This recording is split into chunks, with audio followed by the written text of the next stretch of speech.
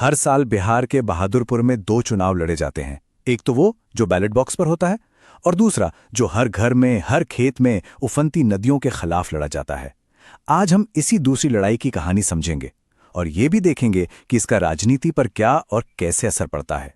तो देखिए, बहादुरपुर को अगर समझना है तो सबसे पहले उसकी जमीन और उसके पानी को समझना होगा। यहाँ की असली जंग वो चुनावी रैलियों में नहीं बल्कि खेतों में लड़ी जाती है। हर साल बाढ़ से गेहुआ, कोसी, कमला ये नदियां जिंदगी देती तो हैं, पर हर मॉनसून में सब कुछ छीन भी ले जाती हैं। तो एक तरह से ये पहचान भी है और अभिशाप भी।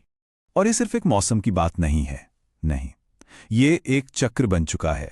बाढ़, फिर कर्ज और फिर मजबूरी में पलायन का। आइए जरा जमीन पर उतरकर देखते हैं कि ये चक्र कैसे काम करता है। इस पूरे संकट की सबसे भारी कीमत कौन चुकाता है? हमारे बच्चे।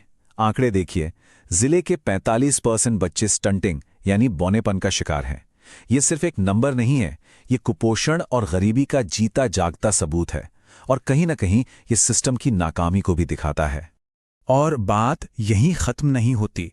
करीब करीब 69% बच्चों में एनीमिया है, मतलब खून की कमी। सोचिए जरा, ये स्वास्थ्य संकट कितना गहरा है और इसका असर आने वाली पीढ़ियों पर क्या होगा। अच्छा, जब बाढ़ में फसल और घर सब बर्बाद हो जाता है तो लोग क्या करते हैं? वो जाते हैं सूदखोरों के पास, और ये सूदखोर 10% महीने का ब्याज लेते हैं।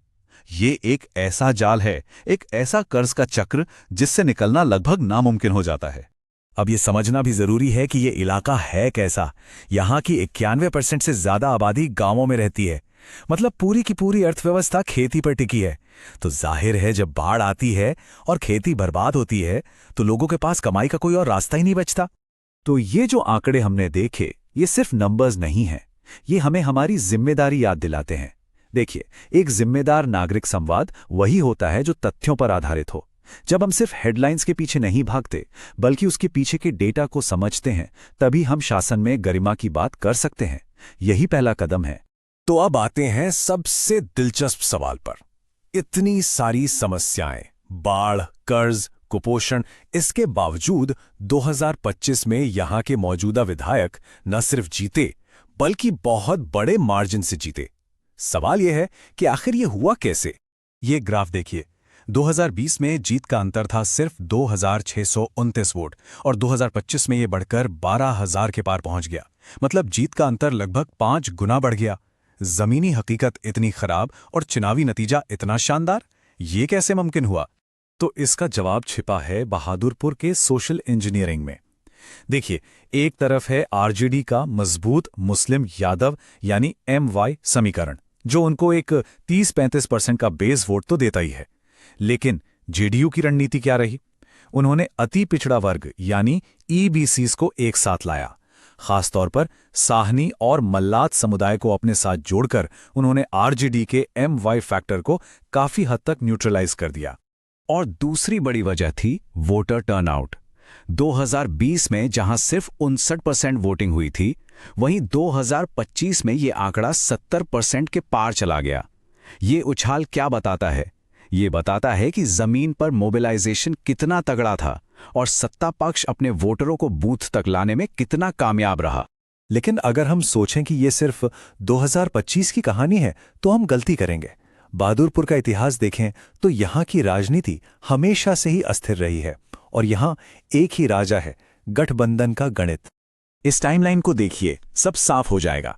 2010 में जेडीयू जीती, 2015 में आरजेडी, लेकिन तब जब वो जेडीयू के साथ महागठबंधन में थी। फिर 2020 और 2025 में वापस जेडीयू। मतलब साफ है, आरजेडी यहां अकेले नहीं जीत पाती। गठबंधन का साथ मिलना यहां जीत की गारंटी जैसा है। ये टेबल भी उसी कहानी को नंबरों में बताती है। आप मार्जिन देखिए, वोट शेयर देखिए, सब कुछ सीधे सीधे गठबंधन के बनने या टूटने से जुड़ा हुआ है। मतलब यहां की राजनीति इमोशनल कम और मैथमेटिकल ज्यादा है। तो ठीक है, हमने समस्या समझ ली, राजनीति समझ ली, पर अब सवाल यह है कि इसका समाधान क्या है?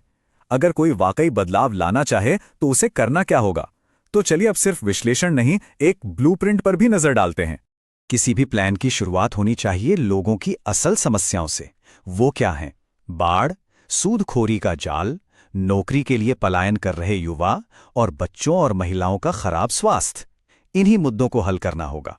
तो एक कारगर स्ट्रैटेजी 3 हिस्सों में काम कर सकती है। स्टेप 1, फाउंडेशन बनाना, मतलब अपने ईबीसी कैडर को साथ लाना और बाढ़ से जुड़ी हर शिकायत का डेटा मैप करना। स्टेप 2, नैरेटिव सेट करना, हेल्थ के जो आंकड़े हैं उन्हें मुद्दा बनाना और मुआवजे के लिए आवाज उठाना। और स्टेप 3, ग्राउंड एक्टिवेशन, जो लोग काम के लिए बाहर गए हैं उन वोटरों को मैप करना और युवाओं के लिए सेंटर बनाना।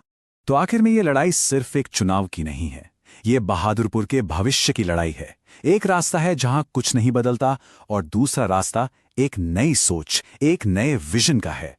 और हमें ये सवाल खुद से पूछना होगा कि अगर चीजें ऐसी ही चलती रहीं तो इसकी कीमत क्या होगी? जवाब हम सब जानते हैं, बाढ़, कर्ज और पलायन का वही अंतहीन सिलसिला। और देखिए, आज के दौर में अच्छा शासन सिर्फ सड़कें या बांध बनाना नहीं है, ये लोगों के भरोसे और उनकी प्राइवेसी की इज्जत करना भी है। जिस सख्ती से सरकार जनता के पैसे की रक्षा करती है, उसी सख्ती से उसे लोगों के पर्सनल डेटा की भी रक्षा करनी चाहिए। सरकार और नागरिक के बीच भरोसे की बुनियाद सहमति यानी कंसेंट पर टिकी होती है। क्योंकि राजनीति का असली मकसद सिर्फ सत्ता हासिल करना नहीं, बल्कि लोगों की सेवा करना होना चाहिए। एक ऐसा उद्देश्य जो राजनीति से भी बड़ा हो। यदि आप एक जन केंद्रित नेता बनना चाहते हैं और अपने निर्वाचन क्षेत्र का उत्थान करना चाहते हैं, तो blueprintstrategies.ai से mgr@blueprintstrategies.ai पर संपर्क करें या 08042041602 पर कॉल करें। राजनीति से परे उद्देश्य।